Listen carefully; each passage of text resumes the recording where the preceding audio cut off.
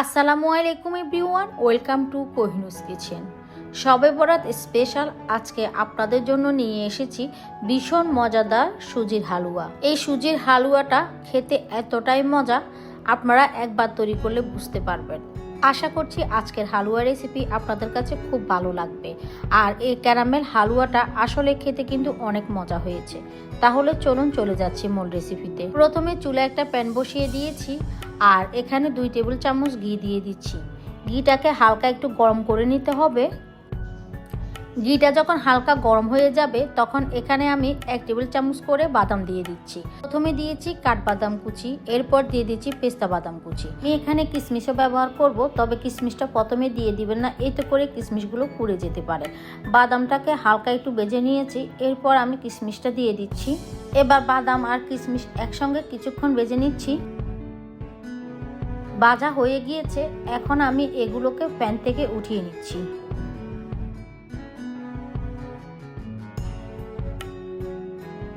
এবার এই ঘিয়ের মধ্যে আমি এখানে হাফ কাপ অ্যান্ড আরও 2 টেবিল চামচ পরিমাণ চিনি দিয়ে দিয়েছি। এখন অল্প পরিমাণে পানি দিয়ে দিচ্ছি।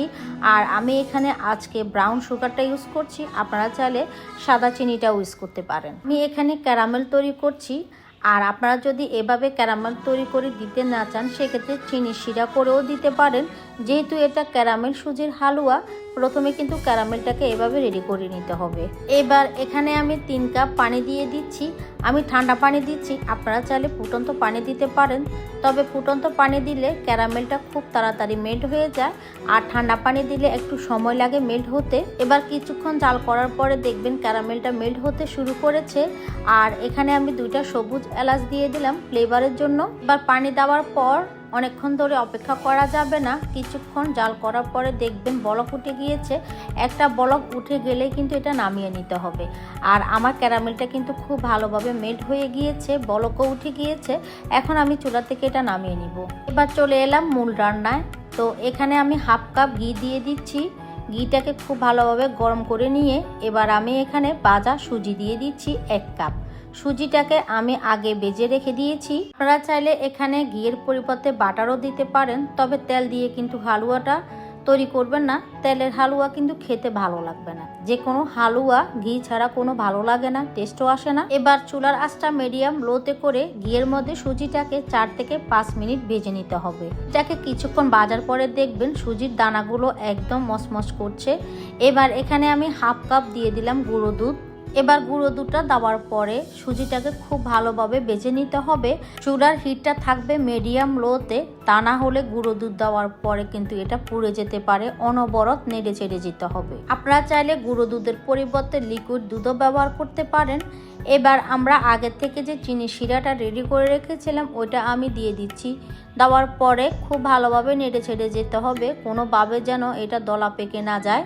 এবার চুলার হিটটাকে মিডিয়াম লোতে রেখে অনবরত নেড়ে ছেড়ে এই সুজির হালুয়াটাকে আমরা ঘন করে নিব। তো কিছুক্ষণ জাল করার পরে দেখতেই পাচ্ছেন সুজির হালুয়াটা কিন্তু অনেকটাই থকথকে হয়ে এসেছে।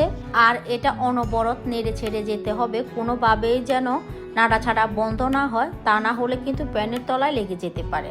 এবার আগের থেকে যে আমরা ভেজে রেখেছিলাম বাদাম কিশমিশ ওইগুলো দিয়ে দিলাম, দিয়ে খুব ভালোভাবে নেড়ে ছেড়ে নিচ্ছি। এবার অনবরত নেড়ে ছেড়ে হালুয়াটা যতক্ষণ না টাইট হয়ে যাচ্ছে ততক্ষণ কিন্তু এটাকে নেড়ে ছেড়ে যেতে হবে। তো দেখতেই পাচ্ছেন হালুয়াটা অনেকটাই কিন্তু একটা ডোয়ের মতো হয়ে গিয়েছে, আর প্যানের গা থেকে ছেড়ে ছেড়ে আসছে। আর এটাকে কিন্তু আর ড্রাই করা যাবে না, যখন এটা ঠান্ডা হবে তখন কিন্তু এটা আরও ড্রাই হয়ে যাবে। এবার আমি নামিয়ে নিচ্ছি। তো এই তো এরই মাঝে আমাদের তৈরি হয়ে গেল দানাদার ক্যারামেল সুজির হালুয়া। এখন আপনি চাইলে এটাকে এভাবেও পরিবেশন করতে পারেন, আবার চাইলে বরফি আকারে কেটেও কিন্তু পরিবেশন করতে পারেন। যেভাবে পরিবেশন করুন না কেন এই হালুয়াটা খেতে অনেক বেশি টেস্টি হয়েছে। আবার চাইলে যে কোনো সাঁচের মধ্যে ঢুকিয়েও কিন্তু ডিজাইন করে নিতে পারেন। তো আমি এরকম ডাইসের মধ্যে একটু ডিজাইন করে নিচ্ছি। আপনারা যদি এরকম সাঁচের মধ্যে ডিজাইন করে নিতে চান সেক্ষেত্রে হালুয়াগুলো গরম থাকা অবস্থায় কিন্তু ডিজাইন করে নিতে হবে, তা না হলে ঠান্ডা হলে কিন্তু ডিজাইনটা আসবে না। এই তো দেখতেই পাচ্ছেন আমি এভাবেও কিন্তু কিছুটা হালুয়া ডিজাইন করে নিয়েছি। সিম্পল একটা সুজির হালুয়া যে কতটা টেস্টি হতে পারে আপনি বাসায় এটা তৈরি না করলে বুঝবেন না। আর এটা অনেকটাই এখন নরম আছে, যখন আপনি এটা নর্মাল ফ্রিজে রেখে দিবেন তখন এটা আরও শক্ত হয়ে যাবে। তো আশা করছি আজকের এই ক্যারামেল সুজির হালুয়া আপনাদের কাছে খুব ভালো লেগেছে। রেসিপি ভালো লাগলে অবশ্যই লাইক কমেন্ট শেয়ার করার অনুরোধ রইল। সবাই অনেক বেশি ভালো থাকবেন, সুস্থ থাকবেন, সবাই সবার জন্য দোয়া করবেন। আল্লাহ হাফেজ।